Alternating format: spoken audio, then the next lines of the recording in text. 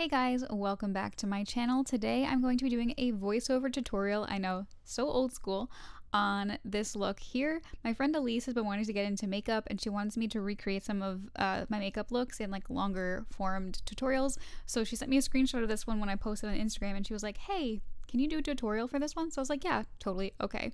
So I'm starting out with some primer and I'm using the Bobbi Brown Vitamin Enriched Face Base. I love this primer because it is a moisturizer and primer in one. It not only preps the skin, but especially for me who's super dry, it gives a boost of moisturizer to my skin.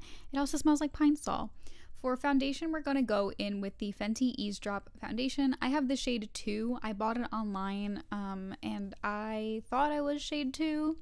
I'm definitely not shade 2. I should have been shade 1. So how I'm going to fix that is I'm basically going to sheer out this foundation. I'm using a little bit of it and I'm just blending it out with the damp sponge to hopefully sheer out the coverage and also sheer out the color, so that's easier to correct with concealer, which I'm going to do the next step. I do really like this foundation though. I think it is beautiful on the skin. It doesn't settle into my smile lines and I really love the ability to either have it be sheer or build it up to a solid medium coverage.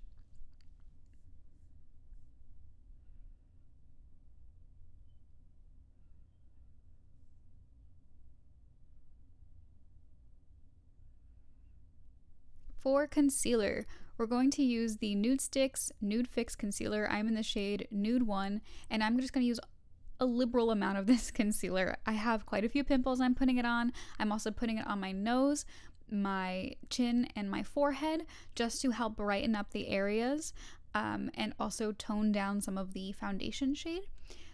How I like to blend out my concealer is I start with my chin, my T-zone, my nose, and my forehead, and I let the under eye concealer sit because it starts to set a little bit. And when it sets a little bit, it gives a fuller coverage, which I like to use because I have dark circles and I do have quite a lot of veins on my eyelids.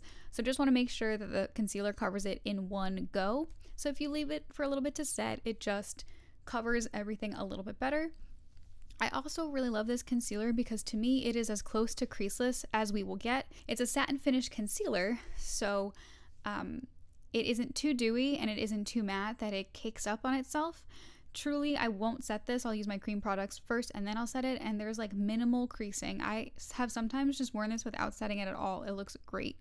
For bronzer, I'm using the Fenty Cream Bronzer in the shade Butter Biscuit. This is one of my favorite bronzers to use because I feel like it is the perfect undertone for me. It is like a very nice neutral, just very barely edging on warm, and if you see from one side to the other, it does a great job at warming up my skin without making it look like I'm wearing a ton of bronzer. I am using this Alamar brush, which kind of is like bubbled at the top. I don't know how to describe it. I think it applies the bronzer the best. For blush, I am going in with the Persona Cosmetics Dreamstick in the shade Jam. I do have an affiliate link with them, which I will leave down below. If you choose to shop with them, thank you if you do and use my link.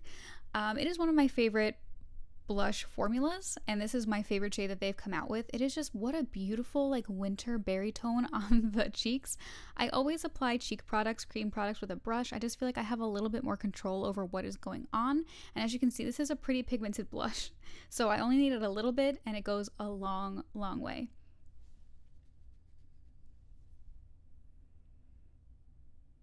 I am taking the butt of my sponge with any leftover foundation and just going over the blush a little bit to tone it down.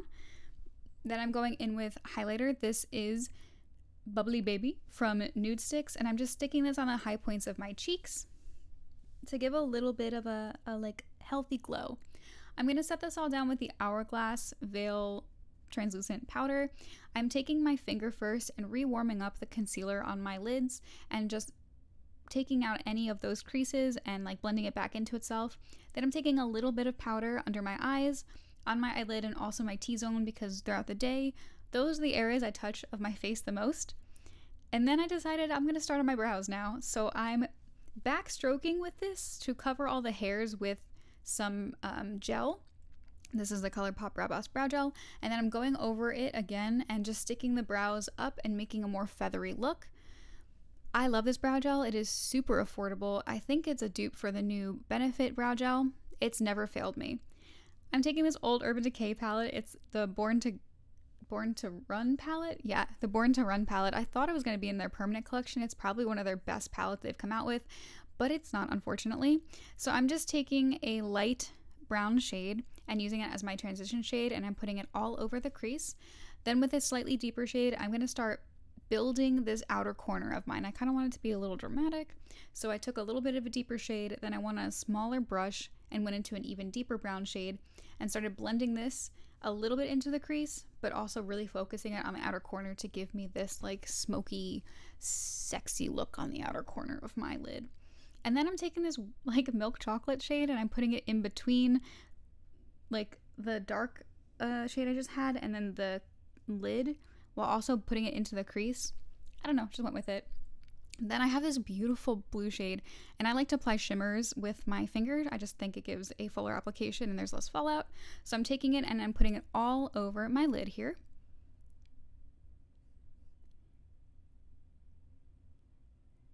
And then I'm going back with that little brush and just kind of blending it into the crease shade and blending it into everything so it looks pretty seamless. I found this light blue shade. I thought it was beautiful. So I put it on my inner corner and then I was like, let me stick it on my outer corner, like underneath my eyelid, and I loved it there. I feel like it really changed the look and gave it a little bit more dimension. It was feeling a little flat to me before I did that, but I think that just tied the look together. Then I'm going in with this e.l.f. brow pencil. This is the ultra precise brow pencil. I'm just helping to like define my tail, which isn't really there on this side of my eyebrows, and then just lightly filling it in. You need a very light hand with this product. It's very pigmented. It's also beautiful and cheap. For mascara today, I'm using the Tower 28 Make Waves mascara in the shade Jet. This got super hyped on social media, and honestly, for a good reason. I didn't love it when I first took it out of the tube, and I know I like a drier mascara formula, so I've had this open for about a month, and now it is just so good. My lashes look so good wearing this. Then for lip, I wasn't sure if I was gonna like this lip color. I just pulled it from my collection and like was too lazy to go up and get a different one. This is from NARS. This is their like soft matte airbrush lip color, and I got the shade Thrust, which is a warm brown, almost like a little orangey. And as I was applying it, I was like, I don't really know, something's not looking right. So I was like, maybe I need a little bit more bronzer. So I added more bronzer, and then I was like, I don't know about that. So I took some of it away with the sponge, and then I was like, no, it's the lip. It's the lip. It's gotta be. So I took a brown lip liner. This is from Makeup Forever. This is Endless Cacao, and I decided to draw it over my existing lipstick. So lining my lips with this over the existing lipstick, just to ground it and give it a more cohesive look, pulling from the brown in my eyes.